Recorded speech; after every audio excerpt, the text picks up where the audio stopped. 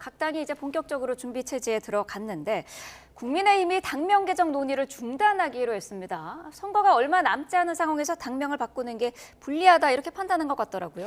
대략 세 가지 이유가 있는 것 같습니다. 첫 번째는 시간이 좀 촉박하다. 네. 말씀하신 것처럼 지금 지방선거가 한 100일밖에 안 남은 상황에서 갑작스러운 당명 교체가 또 아무래도 고령의 유권자들의 지지층이 많은 국민의힘 입장에서는 불리할 수 있지 않느냐. 네. 유권자들이 혼선이 생길 수 있다는 생각을 아마 했던 것 같고요.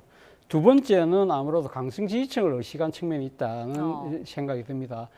지금 그 대안으로 지금 그 운영되고 있는 당명 중에 하나가 미래연대라는 당명이 있는데 네. 사실 미래연대는 그 국민의힘의 전신인 한나라당 시절의 소장개혁파를 의미하는 그 대표적인 단어잖아요. 그런 측면에서 본다고 한다면 강성 지지층 입장에서는 썩 마음이 내키지 않을 거라는 생각이 들고 네. 그리고 제가 생각해서는 가장 중요한 세 번째 이유가요. 디너전 자각인 것이죠.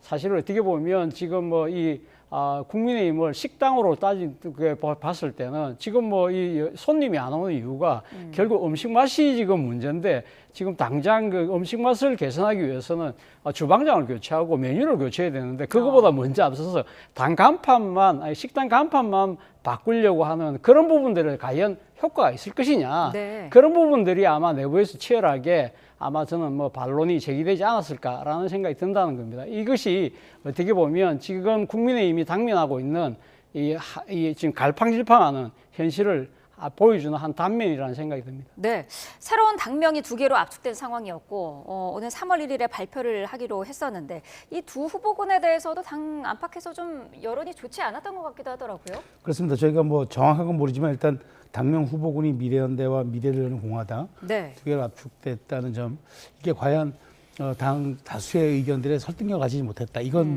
분명해 보입니다. 지금 네. 차 교수님 잘 설명해 주셨지만 실질적으로 이게 기업 가치와 비슷해가지고 당명이라는 것도 일종의 브랜드 가치거든요. 네.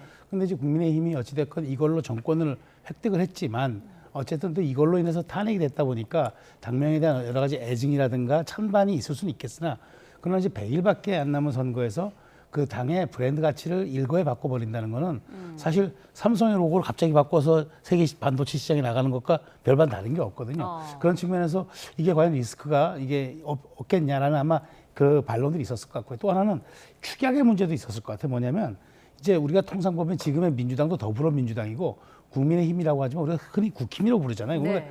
그러면 이런 당명도 이제 아마 축약을 해서 부르는 게 이제 관행이 될 텐데 미래를 여는 공화당 입장에서는 공화당으로 부를 테고 미래연대 입장에서는 이게 축약이 어려워서 그냥 미래연대로 가야 될 텐데 이 경우에는 공화당이라면은 이게 과연 국민들에게 소구력이 있을까 이런 부분들도 아마 내부적으로 진지하게 논의가 됐을 것 같고요. 네. 미래연대 이 부분도 좀 여러 가지 그 전통 지지층의 결과는 좀 다를 수가 있어서 상당히 고심이 됐을 걸로 봐요. 근데 중요한 건 이제 이게 장동혁 대표가 야심차게 준비했던 일종의 회심적 카드였는데 네. 이게 이제 그러니까 난관에 부딪힌 거죠. 이제 물론 이제 오늘 의총에서 결론 나기로 했습니다만 사실 네. 최고위원회에서 이렇게 지선 이후로 잠정 결론을 했다면 의총도 아마 따를 가능성이 크기 때문에 네. 결국에는 이제 이 부분이 이제 앞으로 그렇다면은 당의 내분 수습을 위해서 카드를 꺼내들었던 당명 개정이 이제 수포로 돌아갔으니까 그렇다면 어떻게 장동혁 대표가 새로운 리더십을 선보이고 전략 스윙 가능성을 또